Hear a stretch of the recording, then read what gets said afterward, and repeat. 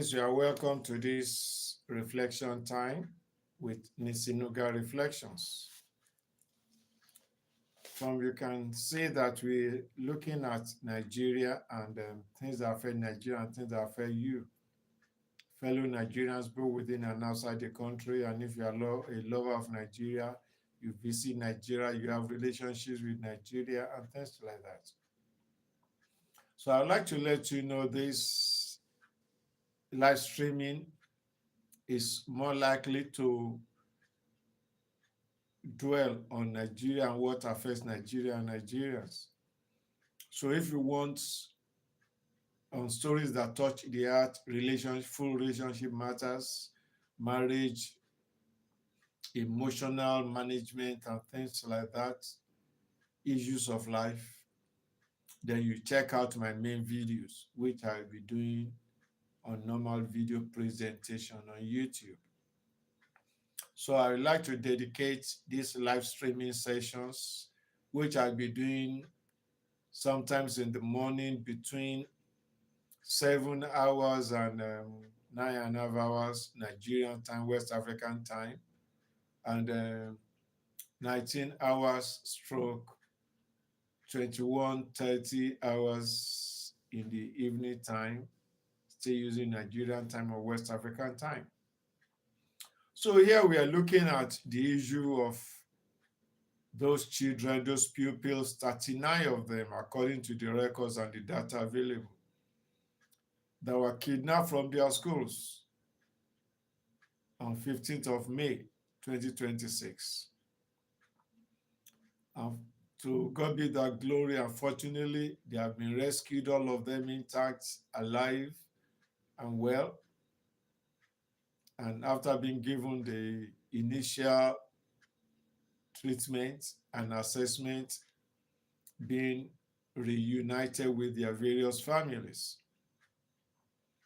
The issue of concern in the media, you now start to hear different comments, different opinions, people asking questions. And that's what's brought about this presentation that I'm doing. I want to know, have your own opinion, what's your own feeling about it all? Okay, let me raise some of the posers that were presented or that have been presented. Some of them said this thing look like it is being stage managed. They said, look at the children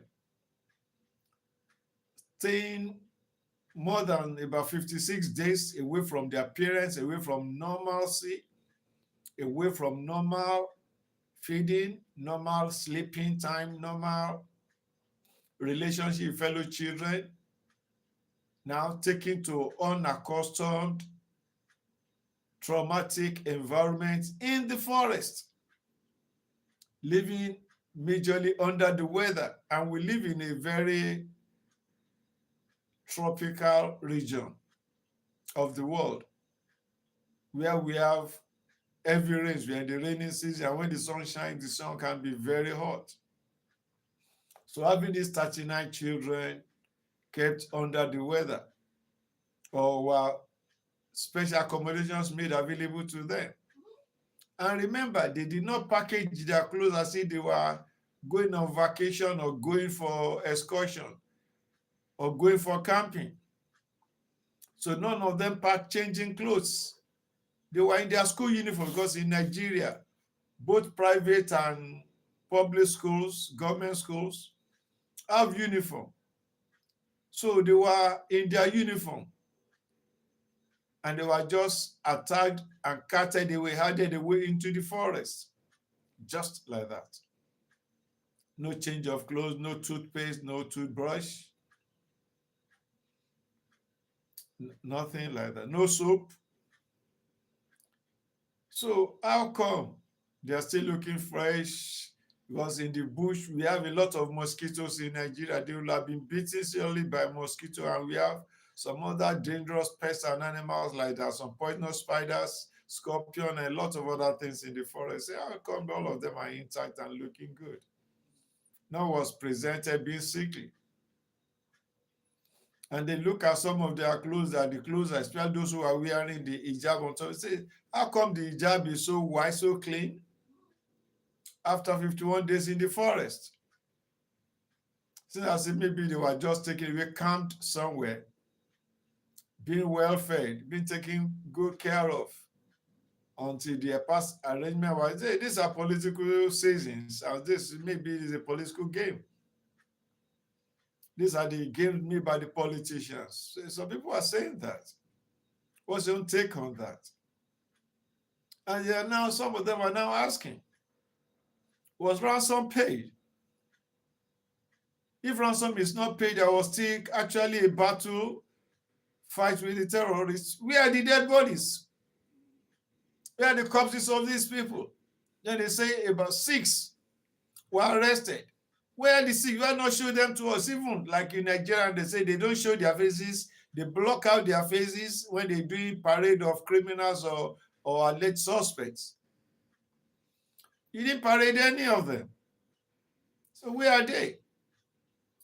Are we not being played? Are we not being toyed with? Is our intelligence not being called into question?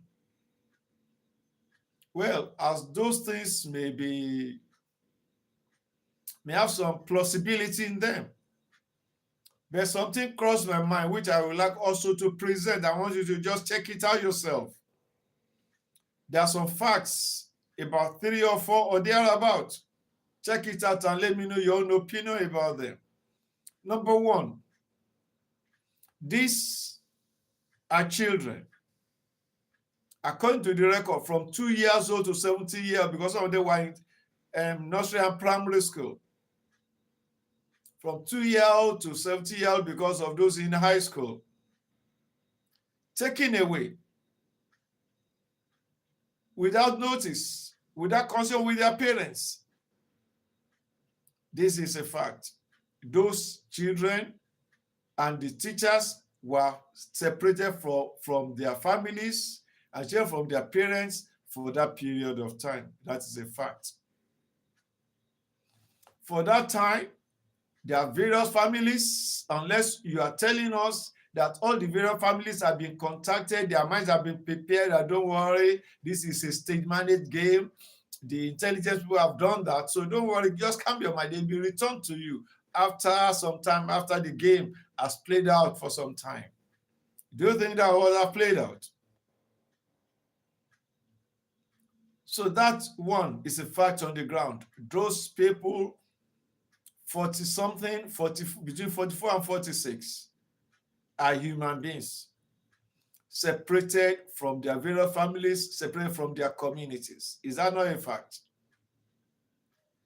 Number 2, in the early days of the captivity, of the incident, the math teacher was unalived, was killed on camera. This is not AI. It was put on social media, everybody saw it, and they knew the teacher, it was done. The man was literally, it was a gruesome, I could not even look at it. I never looked at it. It was a gruesome sight. When I got the glimpse of it and I saw the write-up, I said, oh, no, God, no. That's another fact. So when you look at all these things, and there was also a scene that was presented on social media during the period when the principal was being presented at gunpoint to be making an appeal to the government. Not once, not twice. That's a fact. Looking disheveled, lost in thought, and almost looking hopeless, pleading, please don't let them do anything terrible with us. They were there. That's another fact. And until this weekend, they didn't have real hope that they will come back to their families. So whatever may be, Vega, thank you for reflecting with me. Milan Johnson, thank you for reflecting with me. How do I call it? Arturo, Ash, you're welcome. Let me know your thoughts about this whole scenario. Share in the comment section.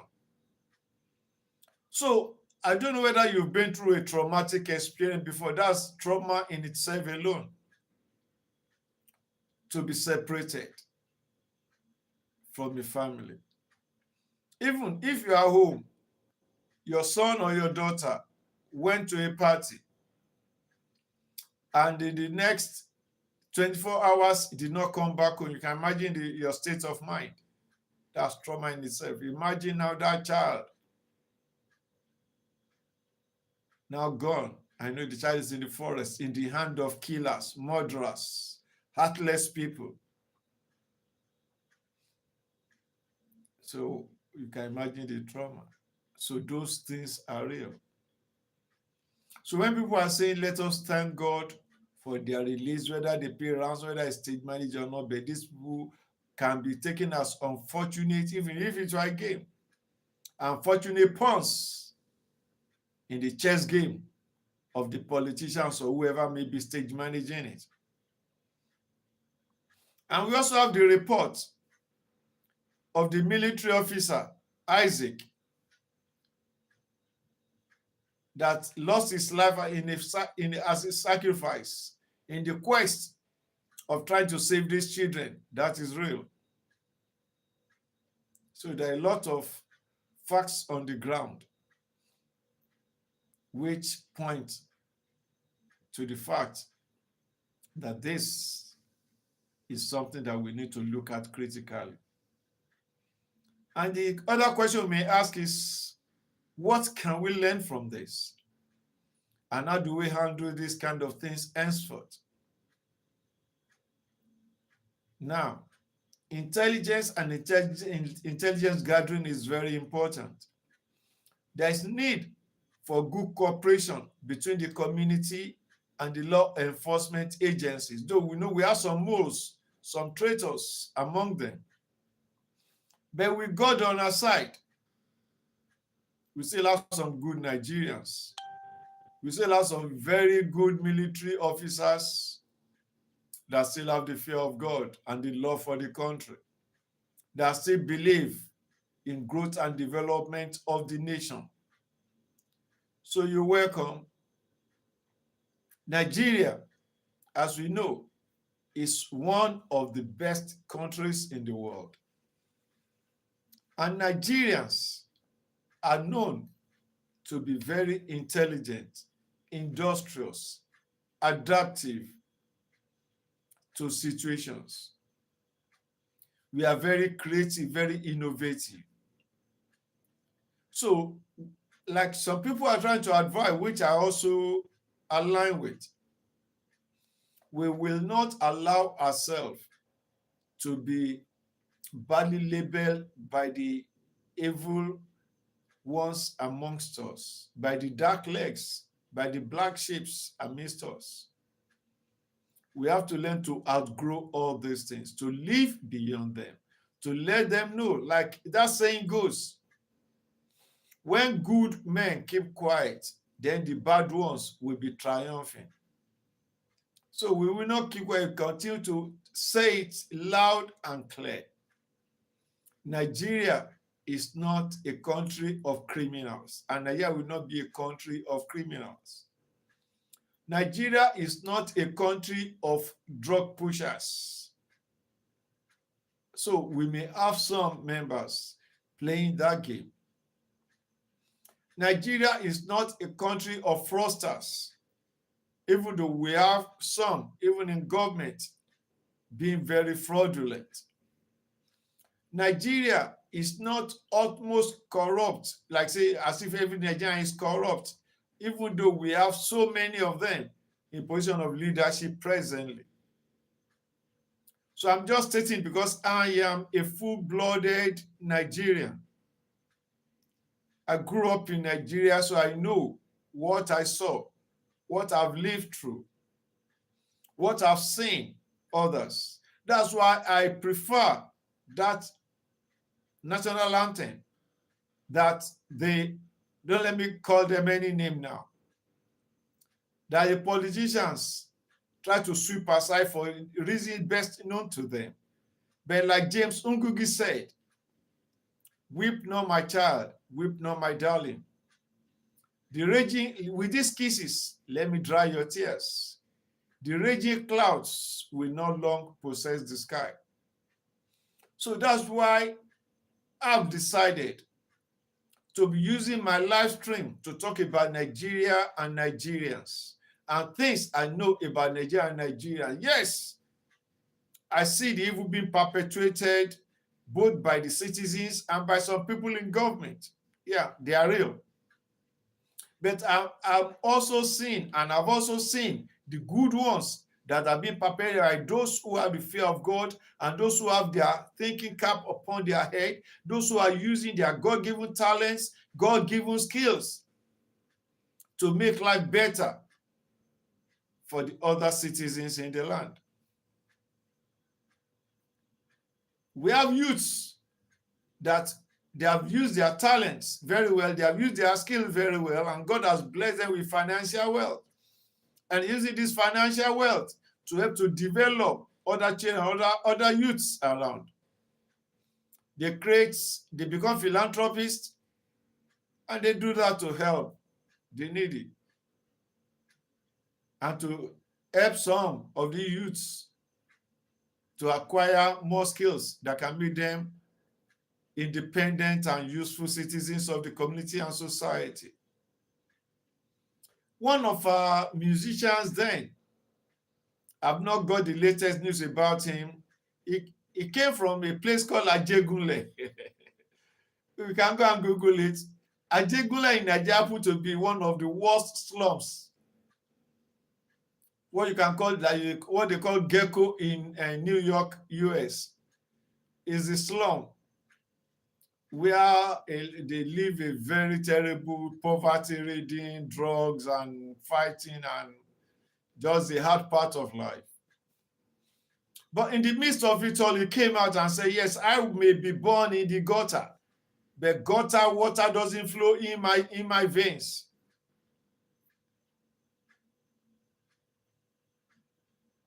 He said that, and he proved it. And is being a model to so many other youths from that part of Nigeria, part of the world. He sang one song. He said, he mixed English and Yoruba together. He said, some people too leshe, some people daleru. What it means simply is, too leshe means to help to put the house in order.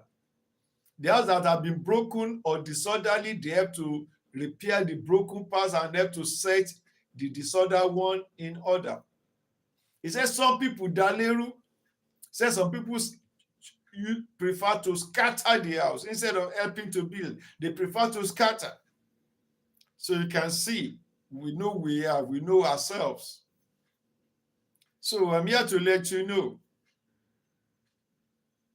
be among those who believe and who knows that the positivity is a game. And just like the game of life, if you love watching films, especially action films, one thread goes through almost every film. We have protagonists, we have antagonists, isn't it? We have villains, we have heroes. In most of the film, more than 90%, what the script like, because that's the game of life. That's the game of life. It's a natural law. It's a natural law. You don't, whether you believe in God or not doesn't matter. That's secondary. The point is there are spiritual laws that rule and govern the acts of men. That's why if you go through the books of Shakespeare, it's expressing these philosophies of life and these principles of life. When it says the cowards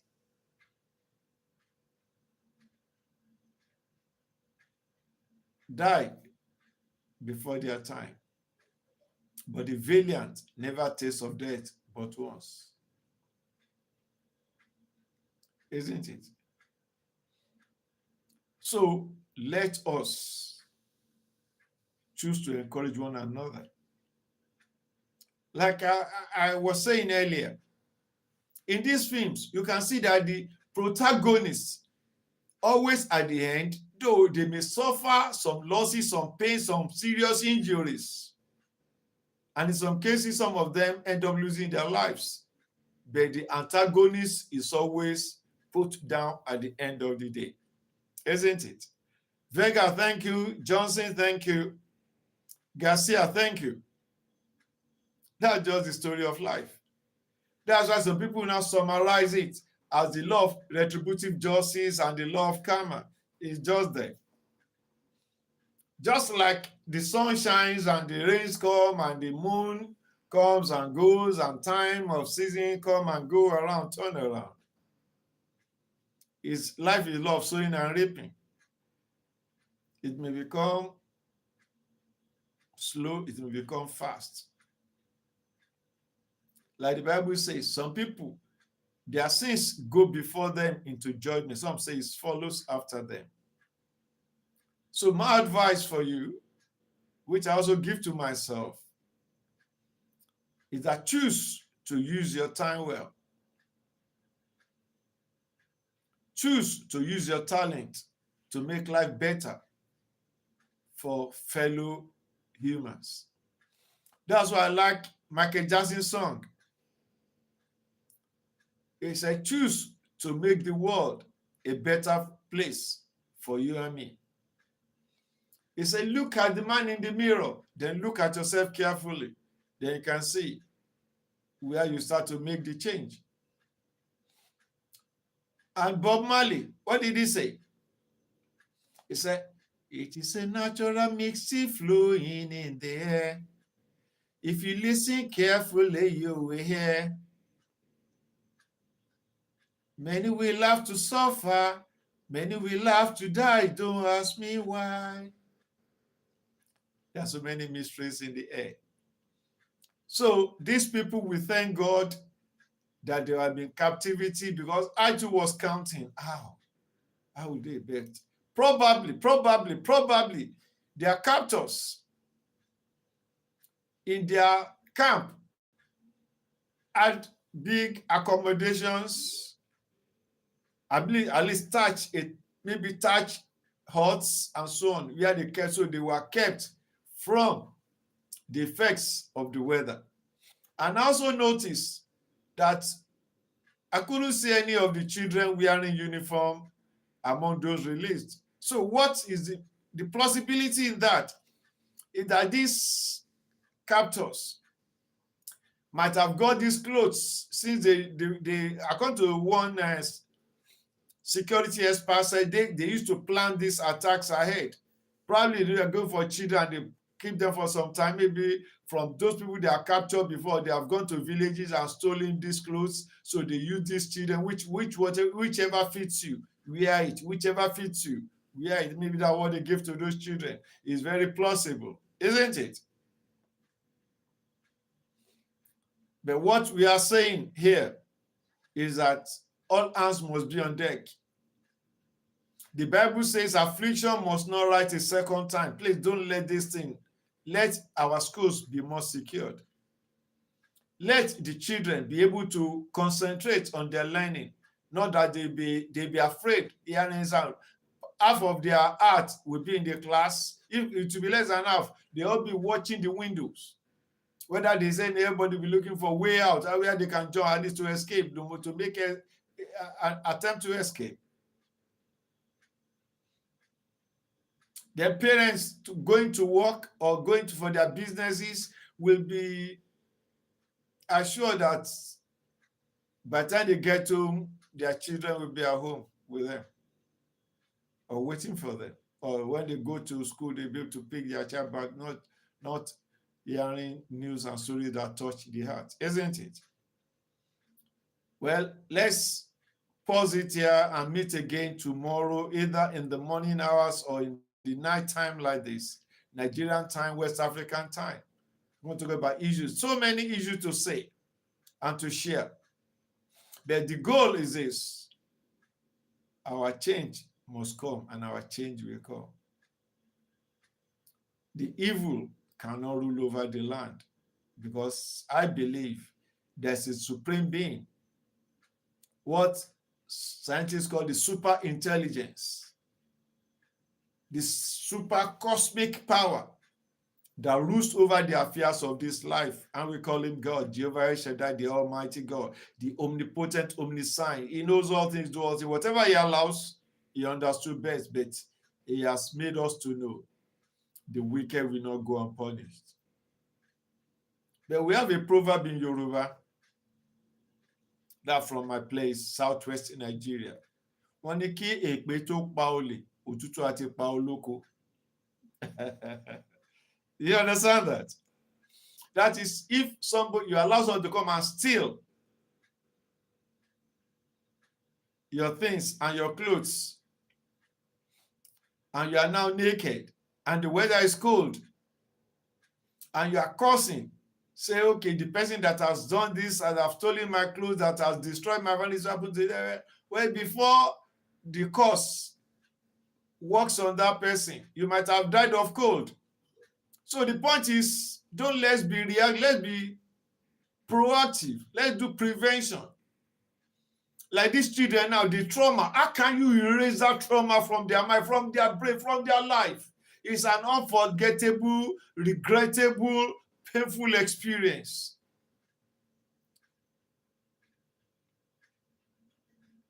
The report came that if one of the children, a little child, was saying, where is my mom? Where is my mommy? Can you imagine? For almost 2 months, 56 days in the bush, forest.